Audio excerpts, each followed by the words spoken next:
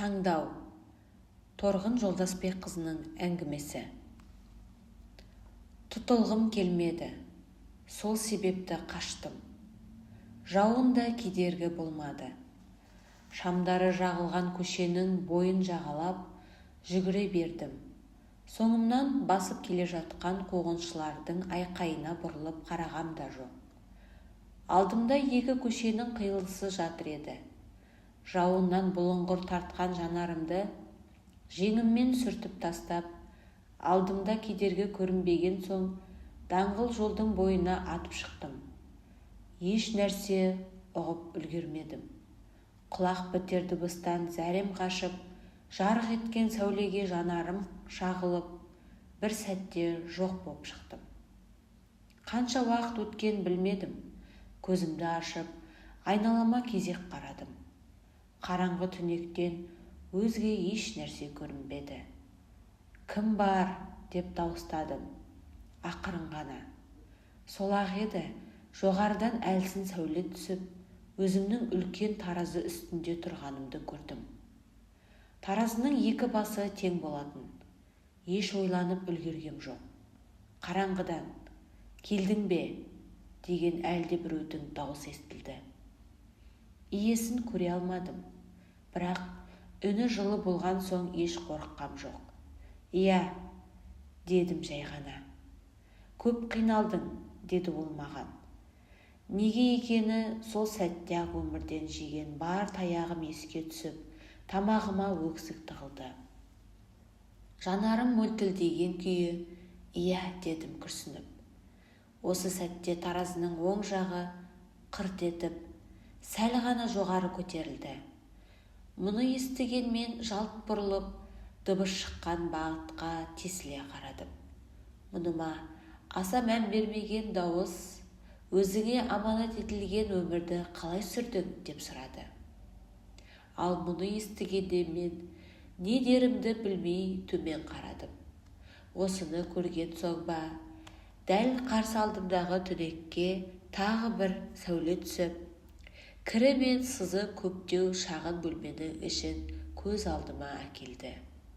Бір бұрышында бөтелкесі құшақтап, ана жатса, екінші бұрышында шашы қопырап, үстіне сұп-сұр тозығы жеткен көйлек киген 3-4 жасар кішкене сары қыз отыр еді.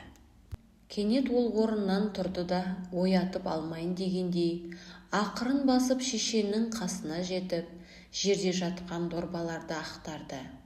Сөйтіп ішінен 2 тілім нан алып, қайта асығыс өз орнына барып, бұрышқа теріс қарап отыра қалды. Мен жыладым. Ет жүрегім езіліп, егіліп жыладым.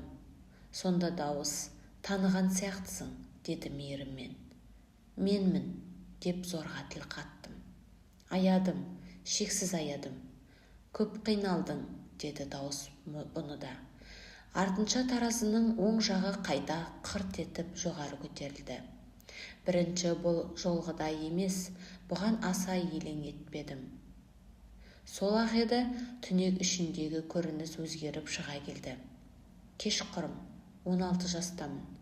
Көше бойымен жалғыз келе жатыр ем. Қарсы алдымнан 2 жігіт көрінді. Жөн сұрады. Тіл қатпай өте шыққым келді. Бірақ рұқсат етпеді. Бірі жолымды бөгеді, бірі шап беріп, қапсыра белімнен құшақтады. Арғысын көргім келмей сырт айналдым. Онысыз-ақ бәрі әлі жадымда. Еш ұмытқан жоқ ем. Содан болар жұдырығымды тас етіп түйіп қайта егілдім. «Әлі күнге жібере алмаған екенсің», деді мұның да байқап қойған дауыс. «Жіберу», дедім, өз құлағыма өзім сенбей. Жан-жағыма алақ-жұлақ қарап, «Иә», деді дауыс ақырын ғана. Көз жасыма қарамады, қорлады. Адам құрлы көрмеді, таптап өте шықты мені. Деп, көкірегімді қос қолдап соғып тұрып ашына сөйледім. «Білемін», деді дауыс. Сол баяғы сабырлы үнмен. Мұнысына күйіп кетердей боп, алдыға атқып шыққалы келе жатқан ем. Уақыты келген күні Дәл осы көрініс оларды да алдынан шығар анық. Олардан да сұралады. Сен тек өз ісің үшін жауаптысың деп тоқтатты. Сендім. Неге екені еш қарсыласқым келмей, енді қандай көрініс шығарын білгім кеп, сол ынтаммен қайта қараңғыға үңілдім. Содан да болар, бұл жолы таразының оң басы еш қозғалмағанына мән бергем жоқ. Келесі көріністе 19 жаста ем. Шын сүйіп, тұрмысқа шыққалы 1 жыл болған. Жолдасым мен енемнің ортасында отырмын. Енемнің сол күнгі сөздері әлі жадымда. Жүріс жүретін қатыннан оңған қыз туады деймісің? Қолынан түк келмейді. Қайдан ғана жолықтың? Сені осындай адаммен тең жүрсін деп өсіріп пе ем? Деп әдеттегідей сөйлеп жатты. Мен болсам, басымды төмен салып, жеңімдегі тесікті саусағыммен кеңейтіп, соған жанарым бұлыңғырлана қарап отырмын. Арасында көзімді жоғары көтеріп, жолдасыма сүмірейе қараймын. Тіл қатпайды. Өзім таңдадым, сүйемін, бәрін де білдім. Осылай боларын біліп, тимеймін дегенінде бір адамның ренжітуіне жол бермеймін, өзім қорғаймын деп ант еттім демеді. Сол жолы соңына дейін шыдауға төзімім жетпеді. Ішіп отырған асты төңкеріп тастадым да, екеуіне бірдей лағынет айтып өз бөлмеме кірдім. Ішімдікті де сол күні алғаш іштім. Мұның өзіме дәл қазір таразы үстінде тұрғанымда теріс көрінсе де, өзгеше әрекет ете алған ғой, жоқ, күйіп кеттім. Анамнан алған тәрбием де бар. Ол маған қалай өмір сүру керек екен үйрете алған жоқ, деп ақталдым. Бұған дауыс есесіне ол саған қалай өмір сүрмеу керек екен өте жақсы көрсетті. Ішімдік ішкен анаңның өмірінің қалай өткен сенен жақсы білетін жан бар ма? Деді ақырын ғана. Жоқ. Үнінде еш кінә арту жоқ еді. Керісінше өкініш бар да естілді. Десе де, сол сәтте таразымның сол жағы қырт ете түсті. Онымен бірге менің жүрегімде зырқ ете қалды. Алайда салғыласа алмадым. Келесі көрініс 21 жасым болатын. Ажырасып кеткеніме 1 жылдан асқан. Қайта шешемнен қалған бір бөлмені пәтердемін.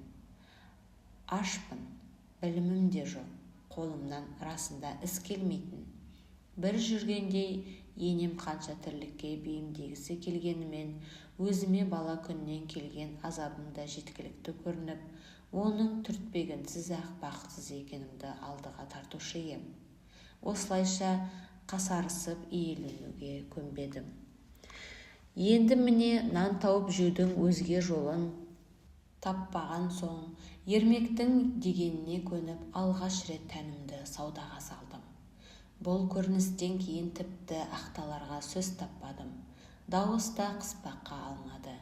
Тек таразының сол жағы қайта дыбыстап екі басы теңелді. Келесі көріністен не күтерімді білмей, енді түнекке жалтақ қараймын. 22 жаста ем. Әлі көшеде табыс табамын. Бұған етім үйренгелі қашан. Құрбым екеуміз түнделетіп, дәмханаға кіріп, тамақтанып алмақ ек. Іште отырған жігіт көзіме оттай басылып есік аузында бөгелдім. Ол сол қараңғы түні жолымды кескен екеудің бірі болатын. Ішімдікке тойып алған. Күллі өмірімді өкіскенімен ісі жоқ, мәз. Есінде де жоқ. Ішке аттап баса алмадым. Құрбыммен бөлістім. Екеуміз келісіп шығуын сыртта күттік. Шығысымен соңына түсіп, кісі қарасы жоқ жерге жеткенде басына бөтелке жарып кеттік. Өкінгем жоқ. Бұл жолы өз ісіме сенімді ем. Ол соған лайықты. Оның маған істегені бұдан 1000 есе артады. Соның кесірінен күйеуім ерте суыды. Амалым қалмаған соң теріс жолға түстім. Ол жай ғана өз жазасын алды, деп кінә арта сөйледім. Бұған дауыс, иә, жазасын алды. Бірақ оны сен жазаламаған болсаң, уақыты келген күні ол жауабын менің алдымда берген болар еді. Алайда үкімді мен үшін өзің шығардың. Мұныңмен дәл сол күнді өз таразыңның оң басына емес, сол басына да өз қолыңмен жаздың, деді ақырын ғана. Тіл қата алмадым. Қақым жоқ та еді. Келесі көріністен тіпті шошындым. Бірақ тоқтата алғам жоқ. Сол жылдың күзі болатын. Дәрігердің алдында креслода жатыр ем. Не үшін жауап берерімді білген соң, үнсіз қарап тұруға шыдамай, басқа шешім қабылдай алмадым. Дәл өзімдей бір бейбақты өмірге әкелгім келмеді. Қарашы мына маған. Айтшы, мен өмірде не көрдім? Шешем маған қандай жақсылық бере алды, деп жыладым. Есесіне ол сенің өміріңді қиған жоқ. Өлуің керек деп үкім шығармады. Иә, бақытқа сыйлай алмады, ол рас. Бірақ өзі де сенен артық бақыт көрген жоқ. Сол себепті дәл сенің өмірің оның жауап күні келгенде таразысының оң басын еселеген болатын, деді бұған дауыс күнәсіз. Осыдан кейін екеуміз де бір сәтке үнсіз қалдық. Таразымның екі басына жалтақ қарадым. Бұл жолы да сол басы көтерілген соң, оң жағынан едәуір басым түсіп тұр еді. Солай болуы керек ақ екен, өзімде іштей мойындап тұр ем. Жаңа көрініс пайда болды. Жауын, көшеде тұрмын. Қасына өрімдей қыз ерткен ермек жаныма келді де, қыздарымның арасындағы ең тәжірибелісі өзіңсің. Мына балапанды өзіңе тапсырдым. Білгеніңді үйрет. Өзіңдей майлы қыз болсын, деді де ерсі көзін қысып қойып кете барды. Ойымды жинақтай алмай, әлгі ұзап кеткенше соңынан қарап, біраз тұрдым да артынша алдымдағы жап-жас қызға бұрылып, неге түстің бұл жолға? Не іздеп келдің? Қандай тығырыққа тірелсең де, дәл мына көшедегідей құлдырай алмайсың. Бұл көше өзіңді жоғалтудан өзге саған еш жақсылық әкелмейді. Ақылымды тыңдасаң кет. Бір сәтке тоқтама, қаш. Алды-артыңа қарамай заула. Әлде кеш емес, дәл мендей тіреулікке айналамын демесең, есіңді жи, дедім жағасынан алғандай боп. Үрей билеген жанарына қарап, көндіре алғанымды түсініп, қолынан жетектеп көшеге шықтым. Артынша қалтамда осы түні тапқан 9 мыңды ұстатып, таксиге отырғызып, жүргізушіден темір жол вокзалына жеткізіп салуын сұрадым. Көлік ұзап кеткенше сол маңда біраз тұрдым да, иығымнан жүк түскендей кері бұрылдым. Бұл қылығым үшін алдыда өзімді не күтерін ойлап үлгергем де жоқ. Жаңалық өз жетті. Қарсы алдымда 4-5 жігіт ерткен ермек келе жатыр еді. Мені көрген бойда, әне келеді, ұстаңдар, деді ол. Бұрылдым да тоқтамадым, құтылғым келмеді. Сол себепті қаштым. Жауынға да қарағам жоқ. Сол жүгіргенен жүгіріп, жарыққа соқтығысып барып бірақ тоқтадым. Екеуміз де үн жоқ. Мен де ол да асығыс емес дейміз. Кенет таразы басы әдеттегіден ұзақтау дыбыстады. Айналама кезек қарап, таразының екі басы теңелгенін байқадым. Олай болмаса керек еді. Себебін ұға алмағанымды сезгендей дауыс, өмірде жақсымен де жаманмен де кезігесің. Қол созып, бірі жақсылық, бірі қасірет ұсынар. Әркім өзіндікін жөндер. Таңдау бірақ сенің еркіңде. Есіңде болсын.